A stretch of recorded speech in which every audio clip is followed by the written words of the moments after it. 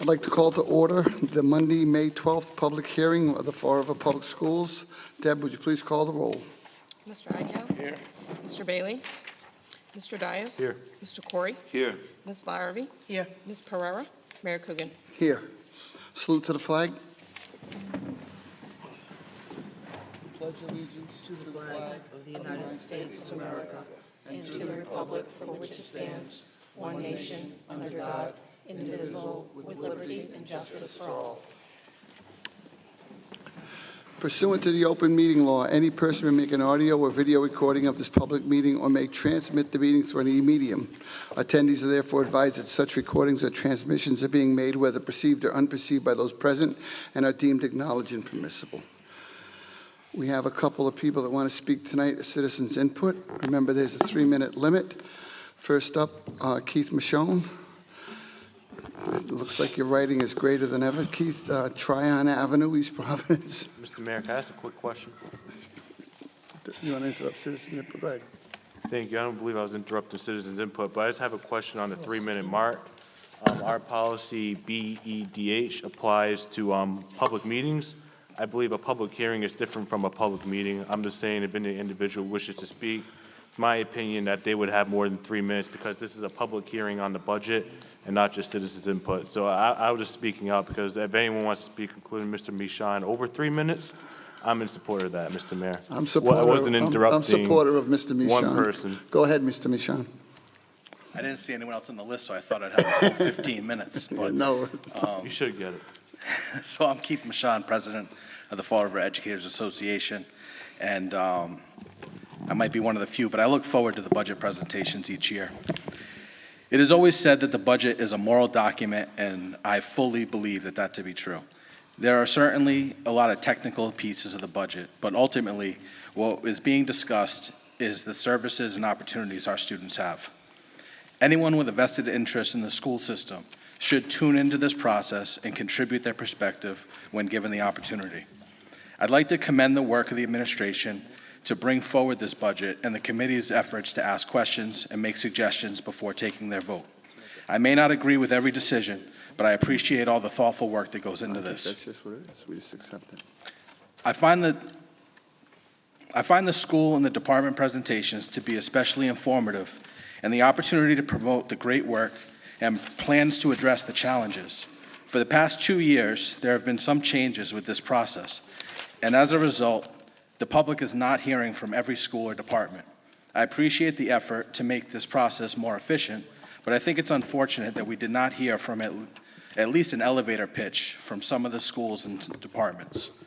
Luckily, we're not looking at a large number of position cuts like some of the other districts, but there are some conversions and eliminations which are especially hard when people hold those positions. The elimination of the technology, library, and media specialist at Sylvia is one that's concerning to me. This is a reduction that we have seen in too many schools. Elementary students deserve access to working school libraries, and our digital literacy and media specialists serve an essential role in our society becomes more and more immersed and dependent on digital media. Since the budget presentations, I've heard of a few cuts that were not included in the presentation. Whether these were not included because they're not existing budget lines or previously funded by grants, I feel these things should be mentioned, at least for consideration, to be included as a wish list. It has been stated that the district will no longer have lead positions. I don't know when or how this decision was made, but I think it's a disservice to eliminate broadly. These positions have been essential in supporting staff and bringing stability to our often stressed teams. Another thing that has been mentioned is no longer offering summer enrichment opportunities, but this is also not exactly clear to me what this means. This specific information should be shared publicly, and with demand, I'm sure these things could be funded.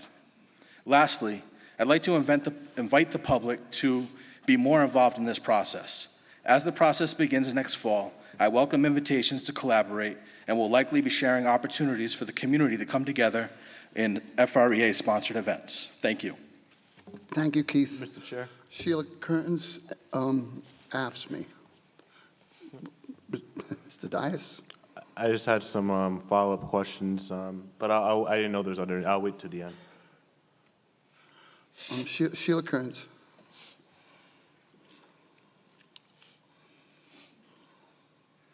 Good afternoon. My name is Sheila Kearns, and I am the ASME Council 93 South Shore Coordinator. Honorable Mayor, Chair Coogan, and ladies and gentlemen of the Fall River School Committee, ASME Council 93 Local 1118 is here this afternoon to address this committee regarding the process of approving the 4 memorandum of agreements that have been presented to you for ratification. There are members of this committee who consistently overstep their roles and boundaries of their positions on the school committee. The negotiated MOAs that are before this committee are not complicated, nor is the information contained within them new to the school committee. The articles in these documents have been negotiated and agreed upon by both the school committee's negotiators and the union's negotiation team to present to the union membership and the school committee for ratification. The administration's negotiation team has kept the school committee informed of what was presented and agreed to throughout the negotiation process. Both parties have also held labor management meetings to discuss articles and side letters of agreement as per the direction of this committee. These MOAs were overwhelmingly ratified by the union membership. It is now the responsibility of this committee to do the same. ASME Council 93 has learned that not only are the MOAs being called into question, but the standing collective bargaining agreements dated July 1st, 2021 through June 30th, 2024, that were negotiated, ratified, implemented, and in effect for both parties for the past 3 years and are being questioned as well. Sorry, folks, but you cannot call into question a collective bargaining agreement that has been negotiated, ratified, and implemented.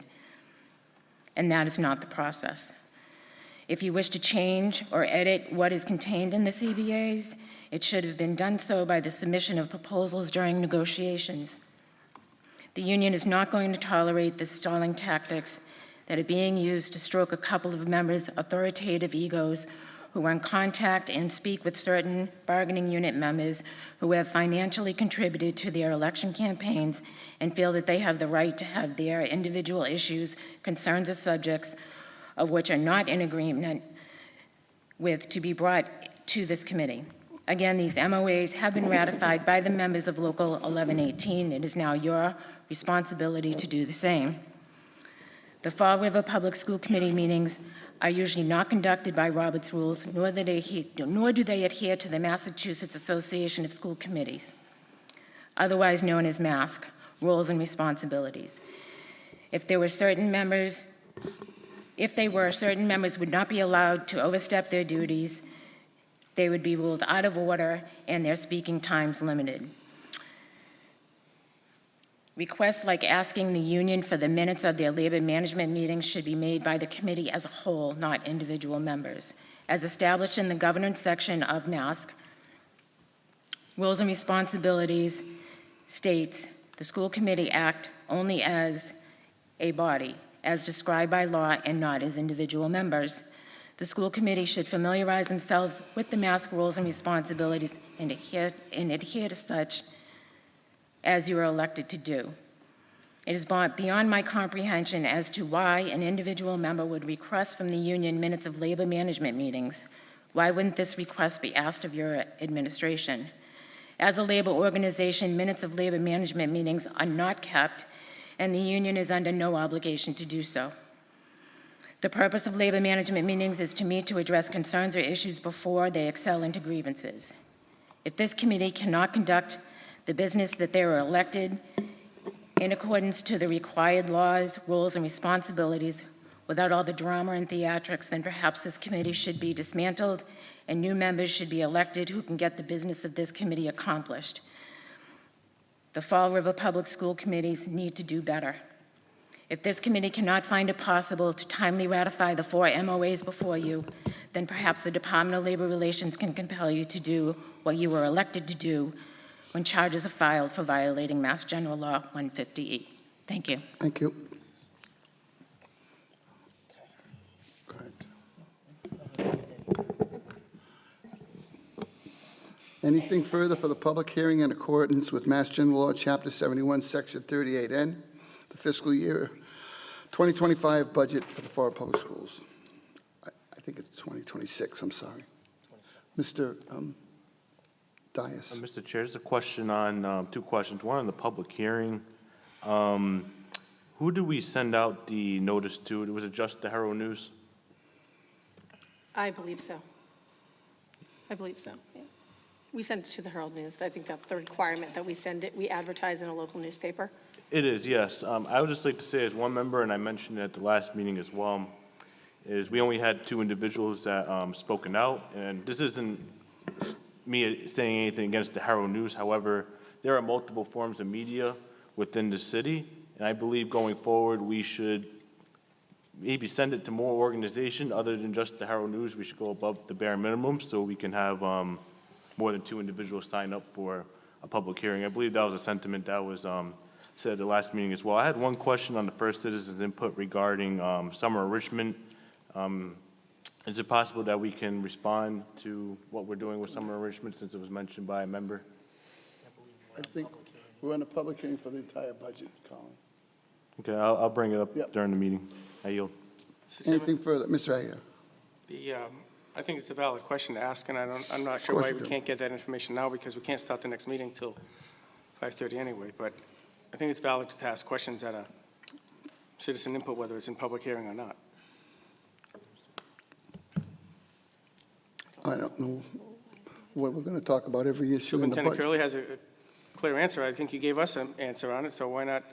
I Do don't you think know it's a what summer complicated enrichment- question. Where we are in summer enrichment? Sure, so I had provided an update to the committee over the weekend because this question had come up in terms of which of our programs we would, might be for pay this summer versus not. So there is a summer enrichment program at Durfee High School, which historically has been for pay, and that will continue.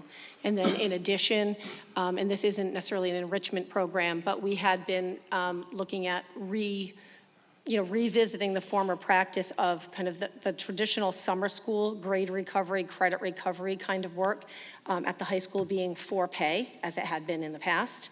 So we did have a meeting recently to review a suggested dollar amount for summer school. During that meeting, it became apparent that the suggested summer school, for pay amount it looked to me much higher than it needed to be to cover the costs.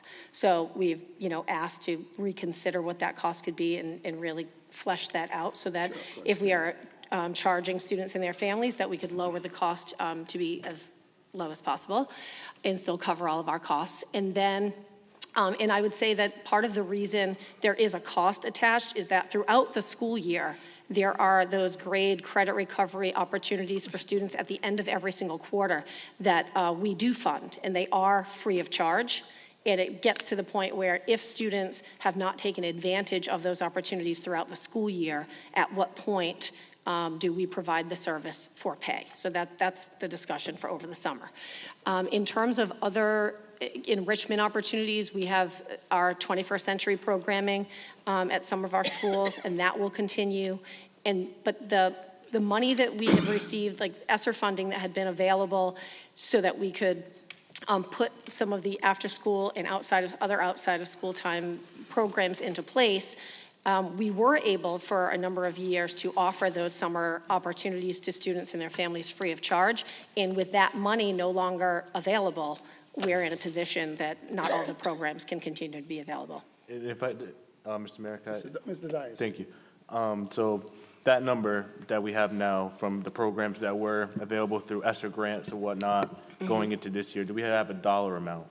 Not that I know off the top of my head. I don't know if there's anybody here who knows it, but I honestly don't know how much we've spent on summer programming for the past few summers. I don't. The reason why I'm asking, I'm in favor as one member of potentially looking into adding that into the operating budget to be covered. So that's why I'm looking for that number. If we can potentially find out by the time the budget comes up, I would be appreciative of that, especially if it's something that's reasonable and within our unallocated budget already. I believe we have a few $100,000 remaining from that unallocated school committee budget. I'm just speaking as one member. I'm in favor of entertaining that. So if we can just get a number on that, I'd be appreciative. I yield. Motion to adjourn. Yeah, You have to read it 3 times, I think, which, the budget, okay. for the hearing. I've read it once. This is the public hearing, and this is number 2, in accordance with Mass General Law, Chapter 71, Section 38N, the proposed fiscal year budget 2025, the annual budget of the Florida Public Schools. I have to read it one more time. This is the public hearing in accordance with Mass General Law, Chapter 71, Section 38N, the proposed fiscal year 25 annual budget of the Florida Public Schools. I'll entertain a motion to adjourn. Motion to adjourn. Can I have a second? Second. Motion is second. Deb, please call the roll. Mr. Agia? Yes. Mr. Bailey? Yes. Mr. Dias? Yes. Mr. Corey? Yeah. Ms. Larrabee? Yes. Ms. Pereira? Mayor Coogan? Yes, adjourned.